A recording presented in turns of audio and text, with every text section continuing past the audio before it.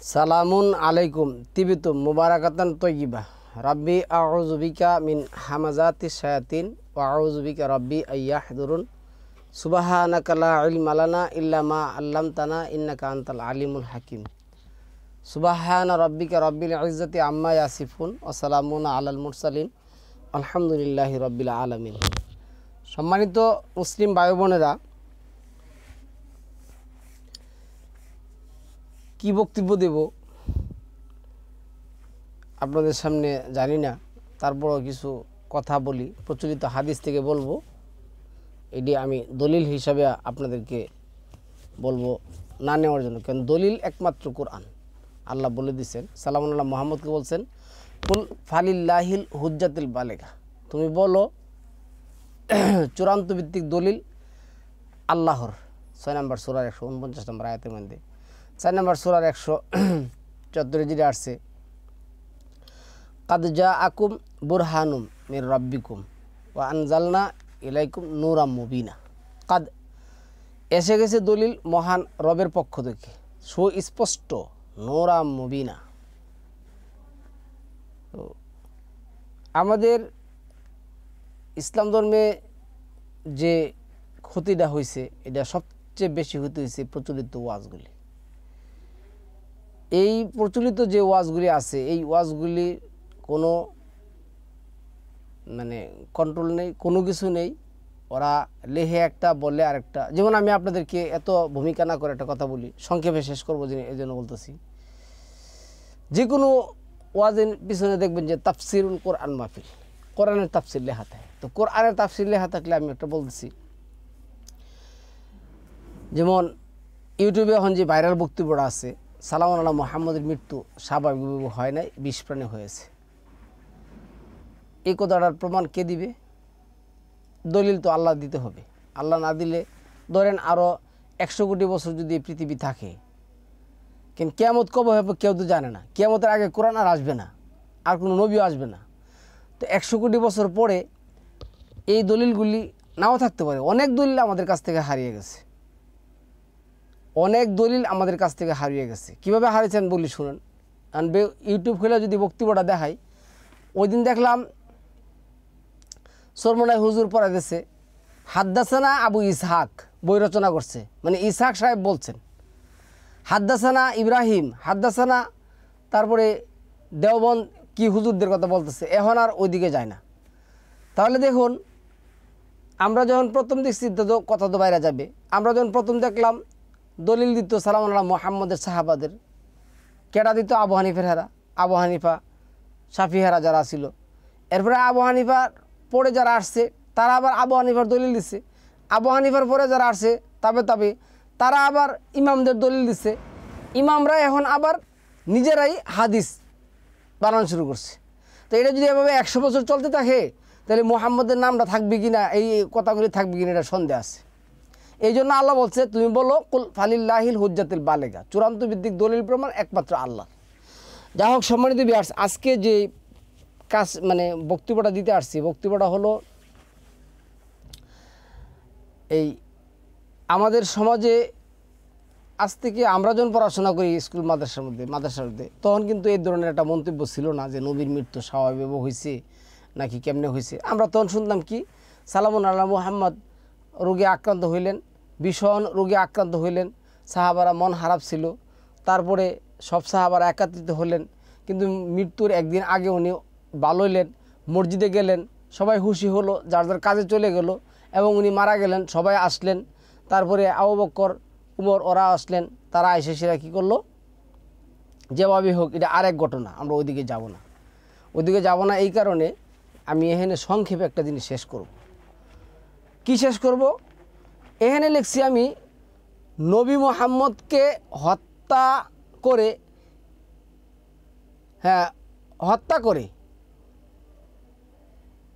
কে হত্যা করছেন, নবী মুহাম্মদের হত্যাকারী কে হত্যা করছেন, এই হাদিসগুলি আমি আপনাদেরকে দলিল সহকারে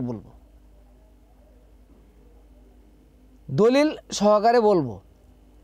এখানে দেখুন, বুখারী শরীফ 4th খণ্ড, ইসলামিক ফাউন্ডেশন, আবদুল্লাহ ইবনে আব্দুল ওয়াহাব রাদিয়াল্লাহু তাআলা আনহু, আনাস ইবনে মালিক রাদিয়াল্লাহু তাআলা আনহু থেকে বর্ণিত, তিনি বলেন, জৈনেক ইয়াহুদি মহিলা নবী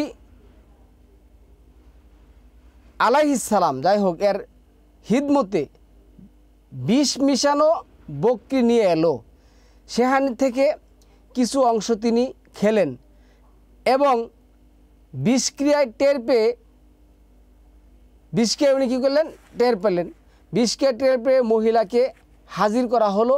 তখন বলা হলো, আপনি কি একে হত্যার আদেশ না, এখানে এটা নিয়ে আসছে, মহিলাকে হাজির করা হলো। তখন বলা হলো, আপনি কি একে হত্যা আদেশ দিবেন না?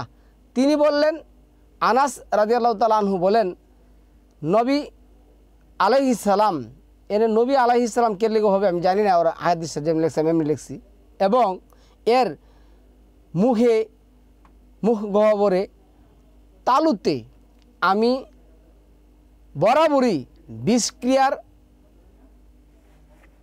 আলামত দেখতে পেতাম। কথাগুলি অনেকগুলি কথা এরা ছেড়ে দিছে। কি ছেড়ে দিছে? এরপরের হাদিসটা দেখাইতেছি। মুসলিম শরীফ ৫ম খণ্ড ইসলামিক ফাউন্ডেশন ৫৫১৭ নং হাদিস কি বলছে দেখেন। ইয়াহিয়া ইবনে হাবিব হারিসি রাদিয়াল্লাহু তাআলা আনহা আনাস রাদিয়াল্লাহু তাআলা আনহু থেকে বর্ণনা করেন যে, আচ্ছা, এক ইয়াহুদিনী সালামুন আলা মুহাম্মদের কাছে বিষ মেশানো বকরির গোশত পরিবেশন করেন। তিনি তা থেকে কিছু খেলেন। পরে তাকে রাসূল সাল্লাল্লাহু আলাইহি সাল্লামকে এর কাছে উপস্থিত করা হলো। তিনি তাকে এই বিষের কারণ জিজ্ঞাসা করলে সে বলল, আমি আপনাকে মেরে ফেলার ইচ্ছা করলাম।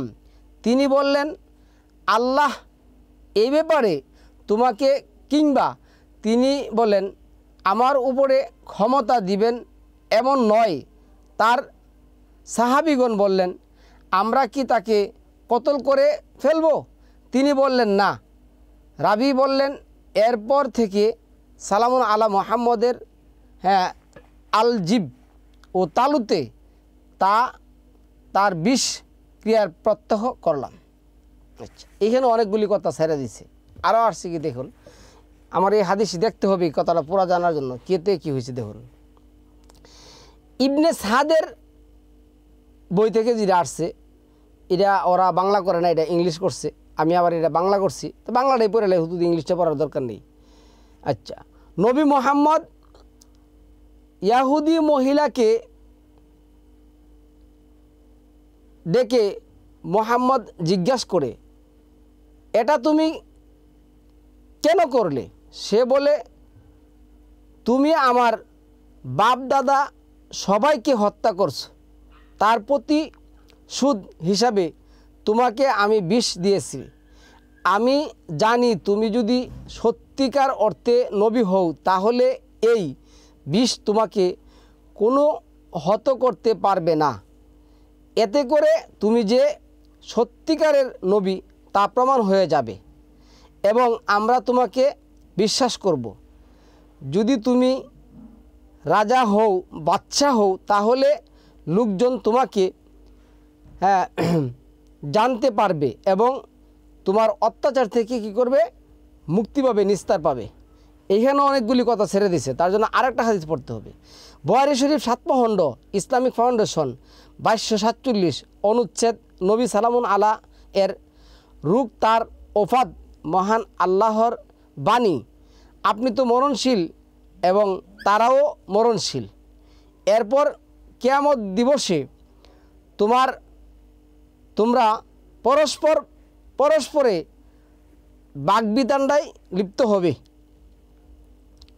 ৩৯-৩০ কথাটা আসছে, আয়াত নাম্বার আছে, যারা ইন্নাকা মাইয়িত অন্য মাইয়িতুন, বাগবিতণ্ডায় লিপ্ত হবে। আচ্ছা, এরপরে যেটা আসছে, ইউনুস রাদিয়াল্লাহু তাআলা আনহু, বুখারী ও উরওয়াহ, আচ্ছা কি আসছে, রাদিয়াল্লাহু তাআলা আনহু সূত্রে বলেন, আমি খাইবারের বিষযুক্ত যে খাদ্য ভক্ষণ করেছিলাম, আমি সর্বদা তার যন্ত্রণা অনুভব করেছি। আর এখন সেই সময় আগত যখন সে বিষক্রিয়া আমার প্রাণবায়ু বের হয়ে যাওয়ার উপক্রম হচ্ছে। আচ্ছা, এখানে আসুন আরও হাদিসটা রয়ে গেছে। কি বলছে দেখুন, এটা আবার সহিহ আল বুখারী ভলিউম নম্বর 5 হাদিস নাম্বার হচ্ছে 4428 নং হাদিস। সালাম আলাইহি এখানে কি আসছে দেখুন, এখানে আসছে ওই বিষ আমার সাহারগ বা জীবন ধমনী কেটে দিচ্ছে। আমি অনুভব করছি যে ওই বিষ আমার সাহারগ বা জীবন ধমনী কেটে দিচ্ছে। এখন সুনান আবু দাউদে আবার কি আসছে দেখুন, 5 খণ্ড 4512 নং হাদিস।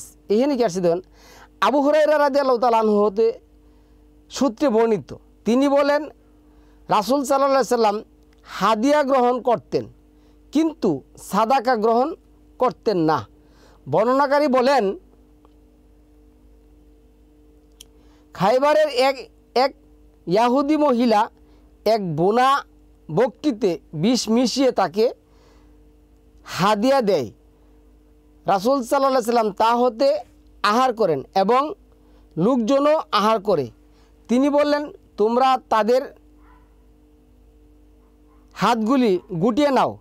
সাল্লাল্লাহু মুহাম্মদ বললেন, তোমরা তোমাদের হাতগুলি গুটিয়ে নাও, কারণ এটি আমাকে অভিহিত করেছে যে এটি বিষযুক্ত।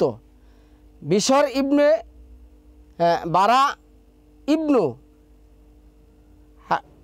ইবনু মারুফ আল আনসারি রাহিমাহুল্লাহ মারা যান। বিশর আর আবার দুজন সাহাবী কী করছে, মারা গেছে। তিনি ইয়াহুদি মহিলাকে ডেকে এনে প্রশ্ন করেন, তুমি যা করলে তা করতে তোমাকে কিসে প্ররোচিত করেছিল? সে বলল, আপনি যদি সত্য নবী হয়ে থাকেন তাহলে আমি যা করেছি তাতে আপনার ক্ষতি হবে না, আর যদি আপনি বাদশা হয়ে থাকেন তাহলে আমি যা করেছি আপনার থেকে মানুষ শান্তি পাবে, নিস্তার পাবে। আচ্ছা, এরপরে কি আসছে, রাসূল সাল্লাল্লাহু আলাইহি সাল্লাম নির্দেশ দিলেন। কি নির্দেশ দিলেন? তাকে হত্যা করার নির্দেশ দিলেন। অতঃপর তিনি যে ব্যথায় আক্রান্ত হয়ে ইন্তেকাল করলেন সেই সম্পর্কে বলেন, আমি সর্বদা সেই লুকমার ব্যথা অনুভব করছি যা আমি খাইবারে খেয়েছিলাম। এই সময়ে তা আমার প্রধান ধমনী কেটে দিচ্ছে। হাদিসটি মিথ্যা, কারণ নবী খেলেন এবং অন্য সাহাবা খেল। তাদের একজন মারা গেলেন কিন্তু নবী মারা গেলেন না। অপরদিকে নবী মারা যাবার অনেক দিন আগে খাইবারের যুদ্ধ ছিল। এতদিন কোনো বিষের ক্রিয়া থাকে না। তাছাড়া ঘটনা যদি সত্য হতো তাহলে জিবরাইল এসে নবী সালামুন আলা মুহাম্মদকে বলে দিতেন। এই হাদিসটা কিন্তু আমি বলছি কিন্তু সুনান আবু দাউদ 5 খণ্ড 4512।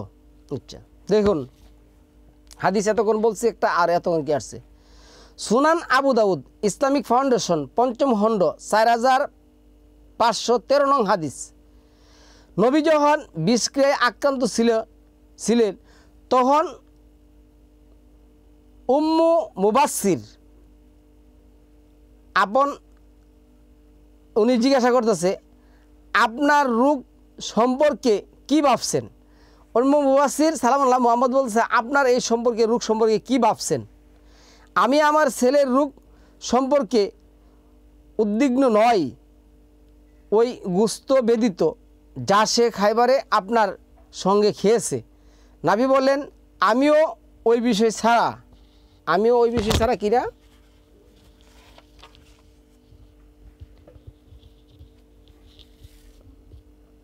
আমার ব্যাপার অন্য কোনো চিন্তা আমিও আমার ব্যাপারে অন্য কোনো চিন্তা করতেছি না। খাইবারের বিষয়ে আমি কি হয়েছি, আক্রান্ত হয়েছি, আর ওইটাই আমার এখন জীবন ধমনী কেটে নিচ্ছে। আচ্ছা, এরপরে আসছি কি দেখুন, এই হাদিসটা এখানে যেটা আসছে তাফসির the history of Al তাবারি volume number 9-8। আচ্ছা, একই কথা আছে বিশর। আর আচ্ছা, এখানে কী আসছে দেখেন, উমুল মুবাসসির নবী মুহাম্মদকে এই বলে কি বলছে দেখুন, ইয়া আল্লাহর রাসূল, আপনি আপনার রূপ সম্পর্কে কি ভাবছেন? আমি আমার রূপ সম্পর্কে উদ্বিগ্ন। নবী মুহাম্মদ বলেন, আমিও আমার ব্যাপারে চিন্তিত নয়। এই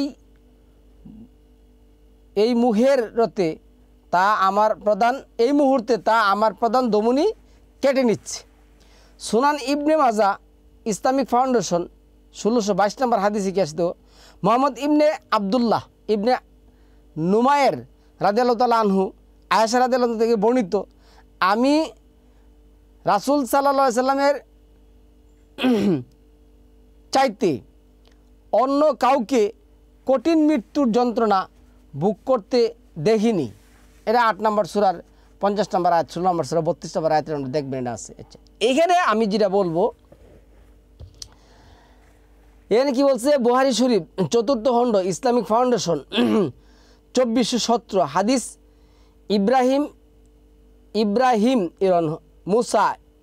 ইবনে মুসা রাদিয়াল্লাহু তাআলা আনহু আয়েশা রাদিয়াল্লাহু থেকে বর্ণিত, তিনি বলেন, এই হাদিসটা হলো মূল হাদিস। এই হাদিসটা হলো কি মূল। এখন যদি বলছি এটি সালামুন আলা মুহাম্মদের মুখ থেকে বলছি কি খাইবারের যুদ্ধে ওনাকে বিষ প্রয়োগ করা হয়েছে। এখন এই হাদিসটা দেন কি লিখছে, ইব্রাহিম ইবনে মুসা রাদিয়াল্লাহু তাআলা আনহু আয়েশা রাদিয়াল্লাহু তাআলা থেকে বর্ণিত, তিনি বলেন, নবী সালামুন আলা অসুস্থ হয়ে পড়লেন এবং তার কষ্ট বেড়ে গেল। তখন তিনি তার স্ত্রীগণের কাছে আমার ঘরে সেবা শুশ্রূষা লাভের ইচ্ছা প্রকাশ করলেন। তারা তাকে সম্মতি দিলেন। তারপর একদিন 2 ব্যক্তির উপর ভর করে বের হলেন। তখন তার উভয় কদম মোবারক মাটি স্পর্শ করছিল। তিনি আব্বাস রাদিয়াল্লাহু তাআলা আনহু ও আরেক ব্যক্তির মাঝে ভর দিয়ে চলছিলেন। এই আরেক ব্যক্তির নামটা উনি উচ্চারণ করতে চান না, উনি নাম নিতে চান না। আয়েশা সিদ্দিকা রাদিয়াল্লাহু তাআলা ব্যক্তির একাটা শুনুন, এত হিংসা এবং প্রতিহিংসা ছিল প্রচলিত হাদিসে। কি ছিল? আয়েশা রাদিয়াল্লাহু যা বললেন। আচ্ছা, এখন উবাইদুল্লাহ জিজ্ঞাসা করতেছে, উবাইদুল্লাহ রাদিয়াল্লাহু তাআলা বলেন, আয়েশা রাদিয়াল্লাহু তাআলা যা বললেন তা আমি ইবনে আব্বাস রাদিয়াল্লাহু তাআলার কাছ থেকে আমার আরজ করলাম। তিনি তখন আমাকে বললেন, জানো আয়েশা রাদিয়াল্লাহু তাআলা আনহু যার নাম উল্লেখ করলেন না তিনি কে? আমি বললাম, না জানি না। তিনি বললেন, তিনি হলেন আলী ইবনে আবু তালিব। আলী ইবনে আবু তালিবের নামটাও আয়েশা সিদ্দিকা রাদিয়াল্লাহু তাআলা আনহু নিতে চাচ্ছিলেন না। আচ্ছা, এই হাদিস সে আরেকজন ছিলেন আলী ইবনে আবি তালিব, কিন্তু আয়েশা তার নাম মুখে আনতে রাজি ছিলেন না। আচ্ছা, এইখানে আসুন কি লেখছে দেখুন, বুখারী শরীফে 5ম খণ্ড ইসলামিক ফাউন্ডেশন 2604 নম্বর হাদিসে কি আসছে। এইখানে অনেক বিশাল এক কাহিনী শুনুন, না বললে বুঝবেন না। আয়েশা সিদ্দিকা রাদিয়াল্লাহু তাআলা আনহু এবং জৈনব বিনতে জাহার যে আসলে পরে যে বিয়ে করছে, ওনারা দুইজন মারিয়া কিপ্তির সাথে সালামুন আলা মুহাম্মদ সম্পর্ক রাখার কারণে তারা সারাক্ষণ ঝগড়া বিবাদ লেগে থাকতেন। তাদের হাদিস কিন্তু এগুলি না, মাআযাল্লাহ, আল্লাহ আমাদেরকে এগুলিতে রক্ষা করুক। আমি কোরআনের আয়াতগুলি বলে দেব সালামুন আলা মুহাম্মদ কীভাবে মৃত্যুবরণ করছেন, আল্লাহ যা আমাদেরকে বিশ্বাস করতে বলছেন। লেগে থাকতো। এই মুহূর্তে উনি রোগের মধ্যে পড়লেন। একটা সময় উনি আয়েশা রাদিয়াল্লাহু তাআলা আনহুকে আর কাউকে বিশ্বাস করলেন না, উনি ওই ঘরে গেলেন। কিন্তু আয়েশা রাদিয়াল্লাহু তাআলা আনহু এনে যেটা বলছেন, এই যে জাফর ইবনে সাদিকের যেটা বলছেন, উনি বলছেন যে না, এটা কখনো সম্ভব হতে পারে না, খাইবারের যুদ্ধ অনেক আগে হয়েছে। আয়েশা সিদ্দিকা রাদিয়াল্লাহু তাআলা আনহু এবং হাফসা এই দুইজন মিলে সালামুন আলা মুহাম্মদকে কী করলেন, বিষ প্রয়োগ করলেন উনি, এবং বিষ প্রয়োগে উনি মারা গেলেন। বুখারী শরীফ 5ম খণ্ড ইসলামিক ফাউন্ডেশন 2604 আবুল ইয়ামাস রাদিয়াল্লাহু তাআলা আনহু আবু হুরায়রা রাদিয়াল্লাহু থেকে বর্ণিত, তিনি বলেন, নবী সালামুন আলাকে আমি বলতে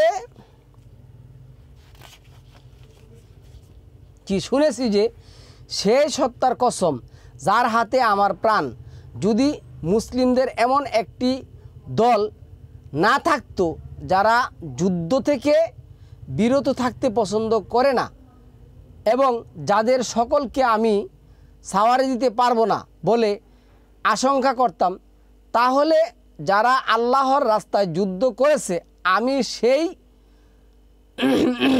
ক্ষুদ্র দলটির সঙ্গী হওয়া থেকে বিরত থাকতাম না।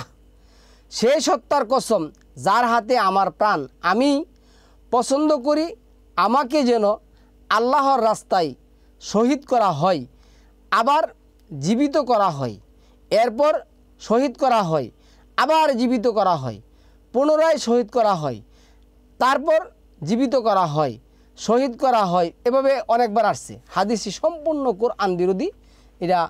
এরা কোরআন বিরোধী বলতে এরা যেটা বলছেন এই যে 23 নম্বর সূরা মুমিনুনের 99-100 নম্বর আয়াতে যেটা আসছে, যেটা বলছে যে মৃত্যুর পরে আর কখন মানুষ কি হয় না, এই যে বারজাখে চলে যায়, কখনো সে আর আসে না। যাই হোক, তো এখানে আমি আপনাকে বলি দ্য হিস্টোরি অফ আল তাবারি, যেটা জাফর সাদিকের ইয়ার থেকে আসছে এই কথাটা কি করছে যে হাফসা এবং আয়েশাই সালাম আল্লাহ মোহাম্মদ কী করলেন, বিস্ফোরক করলেন। আর ওই বিস্ফোরকে সালাম আল্লাহ মোহাম্মদের মৃত্যু হলেও খাইবারের যুদ্ধের বিস্ফোরকে সালাম আল্লাহ মোহাম্মদের মৃত্যু হয় নাই।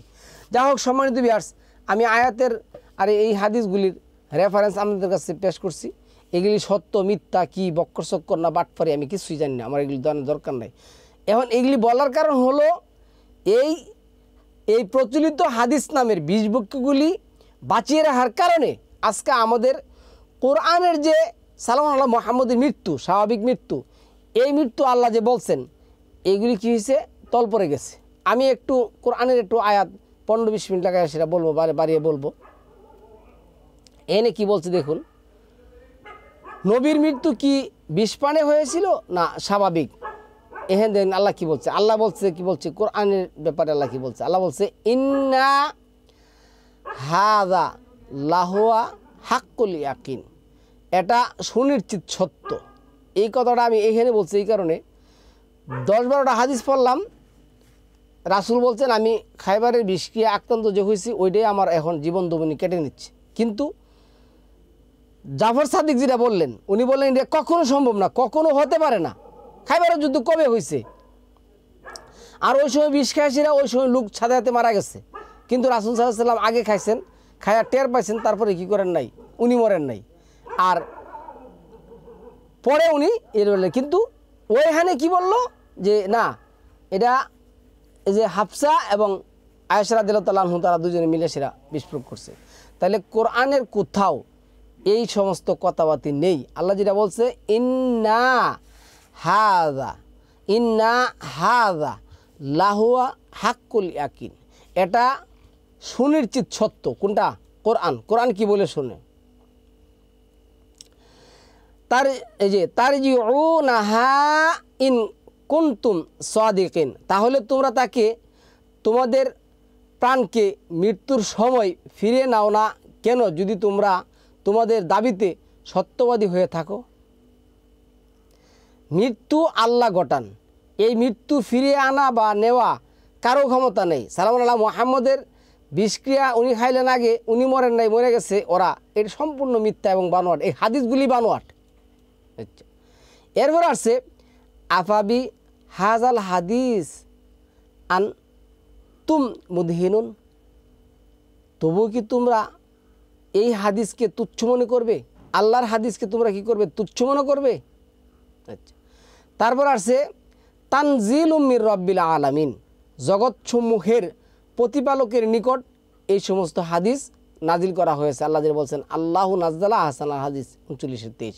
আচ্ছা, তারপরে কি আসছে দেখুন, নাহনু কাদ্দারনা বাইনাকুমুল মাউতা ওমা নাহনু বিমাসবুকিন, তোমাদের মধ্যে মৃত্যু আমি নির্ধারণ করি আর আমি কিছুমাত্র অক্ষম নই।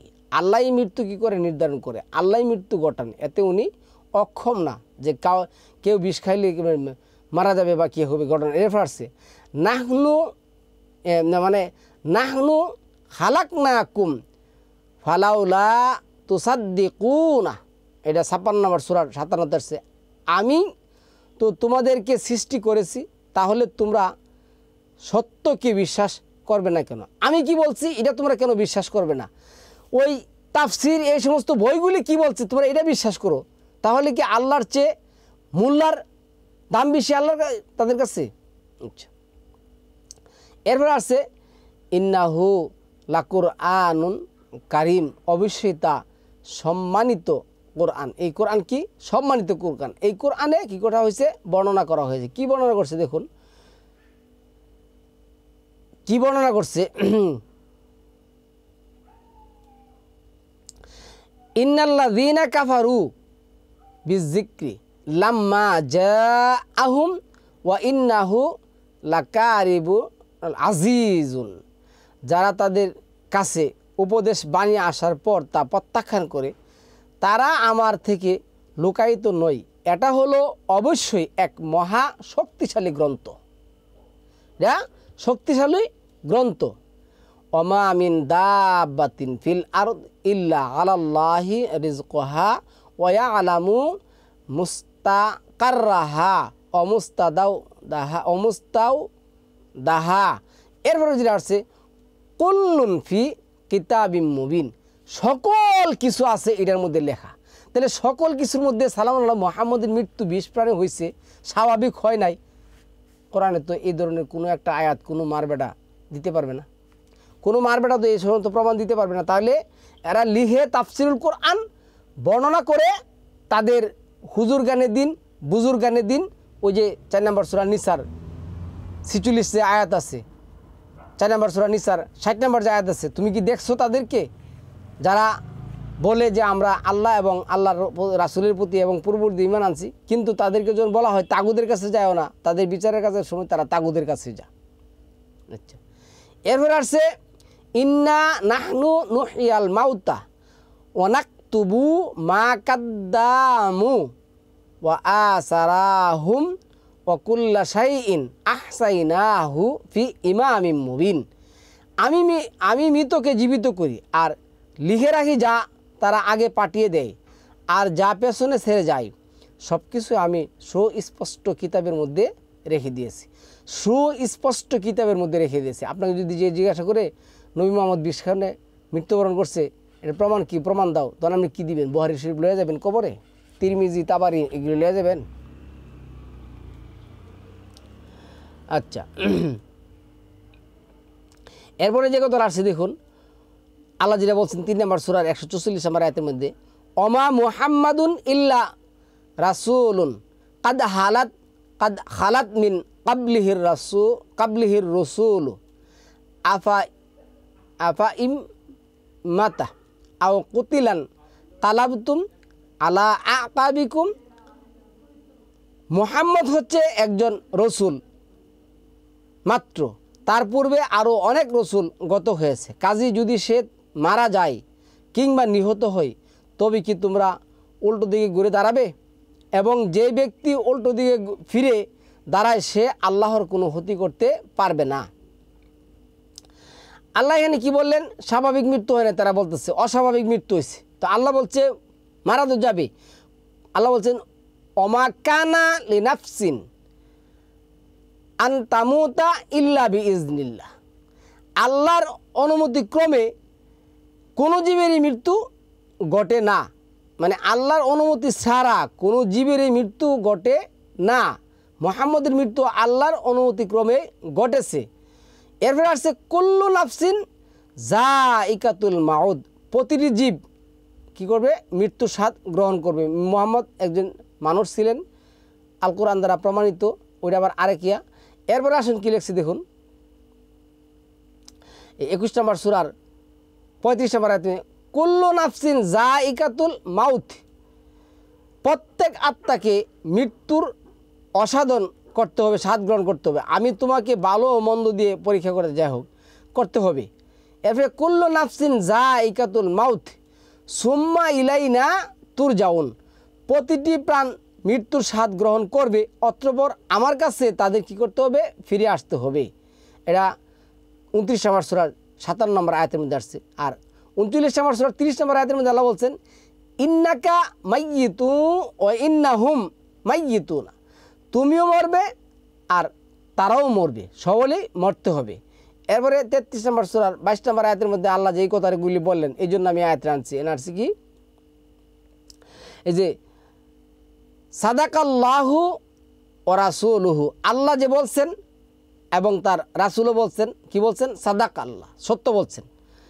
এরপর আছে আল্লাহু লা ইলাহা ইল্লা হুয়া লা ইয়াজমা আন্নাকুম ইলা ইয়াউমিল কিয়ামাতি লা রাইবা ফিহি ওমান আস্তাকু মিনাল্লাহি হাদিসা, আল্লাহর কথাই একমাত্র সত্য, ধ্রুব সত্য, উত্তম সত্য, একমাত্র সত্য, আনডাউটলি সত্য, কোনো ডাউট নেই, কোনো কিছু নেই। আল্লাহ এটা 4 নম্বর সূরা 87 নম্বর আয়াতের মধ্যে বলছেন। আর 122 নম্বর বলছেন, কি বলছেন, ওমান আস্তাকু মিনাল্লাহি কিলা, আল্লাহর চেয়ে উত্তম কথা, আল্লাহর চেয়ে উত্তম বাক্য, আল্লাহর চেয়ে উত্তম সত্য কে আছে, চ্যালেঞ্জ করছে আল্লাহ, কে বলতে পারবে? কেউ বলতে পারবে না। তাহলে তারা আজকে এই আল্লাহর কথা, এই সুন্দর কথা, সত্য কথা, দলিলের কথা বাদ দিয়ে নিজেরা মাহফিল করা শুরু করছে। এদের কি কোনো চামড়ার চোখ আছে? কোনো কিছু নেই। এরপরে আল্লাহ যেটা বলছেন 4 নম্বর সূরা নিসার 122 নম্বর আয়াতে, এটা তো বলছেন। আচ্ছা, যায় তারপরে 40-এর 68তে আল্লাহ যেটা বলছেন হুয়াল্লাযী ইউহয়ী ওয়া ইউমীতু, তিনি জীবন দেন এবং মৃত্যু ঘটান। লাহু মুলকুস সামাওয়াতি ওয়াল আরদ ইউহয়ী ওয়া ইউমীতু ওয়া হুয়া আলা কুল্লি শাইইন কাদির। 57 যেটা আছে, আসমান ও জমিনের রাজত্ব তারই, তিনি জীবন দেন আর তিনি মৃত্যু দেন, তিনি সব কিছুর উপর ক্ষমতাবান। তারপরে আপনার এই 40-এর 68তে যেটা আসছে হুয়াল্লাযী ইউহয়ী ওয়া ইউমীতু, কি আসছে, তিনি জীবন দেন এবং মৃত্যু ঘটান। এরপরে কি আসছে ফাইজা কাদা আমরান ফাইন্নামা ইয়াকুলু লাহু কুন ফায়াকুন, যখন কোনো কিছু উনি সিদ্ধান্ত নেন তখন শুধু বলেন কুন ফায়াকুন, আর এটা হয়ে যায়। এরপরে 36-82তে আল্লাহ কত বলছেন ইন্নামা আমরুহু ইযা আরাদা শাইআন আইয়াকুলা লাহু কুন ফায়াকুন, তার কাজকর্ম কেবল এই রকম যে যখন তিনি কোনো কিছু ইচ্ছা করেন তখন তা ঘটিয়ে ফেলেন। আচ্ছা, এরপরে যেটা আসছে 7 নম্বর সূরার 158তে যেটা আসছে লা ইলাহা ইল্লা হুয়া ইউহয়ী ওয়া ইউমীতু, আল্লাহ ছাড়া মৃত দেওয়া এবং জীবিত করার মালিক কেউ না। তারপরে 44 নম্বর সূরা 8 নম্বর আয়াতের মধ্যে যেটা আসছে লা ইলাহা ইল্লা হুয়া ইউহয়ী ওয়া ইউমীতু, তিনি ছাড়া সত্যিকার কোনো ইলা নেই, তিনি জীবিত করেন এবং মৃত ঘটান। একই কথা। এই কথাগুলি কিসের জন্য আমি বলতেছি, যে আল কোরআনের কোনো একটা আয়াতে, আল কোরআনের কোথাও কোনো রকমে কোনো ইঙ্গিতে আল্লাহ বলেন নাই সালামুন আলা মুহাম্মদের মৃত্যু স্বাভাবিকভাবে হয় নাই, অস্বাভাবিক হয়েছে, আল্লাহই তার মৃত্যু ঘটেছেন। এরপর আসছে কি 26-এর 81তে ওয়াল্লাযী ইউমীতুনি সুম্মা ইউহয়ীন, যিনি আমার মৃত্যু ঘটাবেন পুনরায় আমাকে জীবিত করবেন, উনি আমার মৃত্যু ঘটাবেন, উনি জীবিত করবেন। এরপরে আয়াতটা শেষ করছি, সময় শেষ করে দেবো। 23-এর 80তে যেটা আসছে ওহু আল্লাযী ইউহয়ী ওয়া ইউমীতু, তিনি জীবন দেন ও মৃত ঘটান। এরপরে আরও 2-একটা আয়াত বলি। আল্লাহ এখানে যেটা বলছেন 10 নম্বর সূরা 17 নম্বর আছে ফামান আজলামু মিম্মান ইফতারা আলাল্লাহিল কাযিবা, তার চেয়ে বড় জালিম আর কি আছে হতে পারে যে মিথ্যা রচনা করে।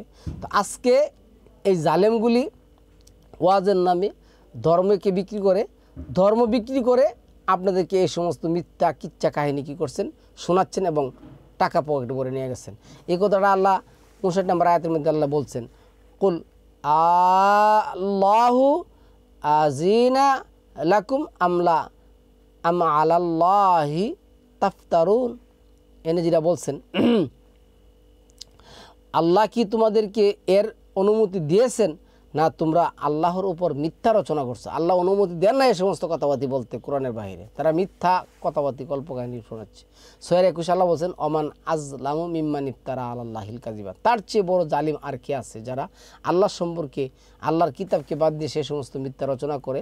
16-56 যেটা বলছেন তাল্লাহি লা তুস আলুন্না আম্মা কুনতুম তাফতারুন, তোমাদের এই মিথ্যা উদ্ভাবন সম্পর্কে তোমাদেরকে অবশ্যই আল্লাহ জিজ্ঞাসাবাদ করবেন। 93-তে আসছে এটা ওয়ালা তুসআলুন্না আম্মা কুনতুম তা'লামুন, তোমরা যা করতে বানিয়ে বানিয়ে তার সম্পর্কে আল্লাহ অবশ্যই তোমাদের করবে, জিজ্ঞাসা করবে। 5-এর 66-তে আল্লাহ যেটা বলছেন, ইয়া আইয়ুহার রাসূল বাল্লিগ মা উনজিলা ইলাইকুম মির রাব্বিক। তারা যদি আজকে রাসূলকে অনুসরণ করতো, তাহলে আল্লাহ বলছে কোরআনে যা আছে, যেভাবে আছে তুমি সেভাবে কি করো, প্রচার করো। কোরআনের বাহিরে তোমার প্রচার কোনো কিছু প্রচার নেই। তাহলে আজকে কোরআনের বাহিরে প্রচার করে না করে প্রচলিত ওয়াজগুলি দিয়ে আপনি একটু যাচাই করুন। সালামুন আলাইকুম তিবিতুম মুবারাকাতুন তুইয়িবা।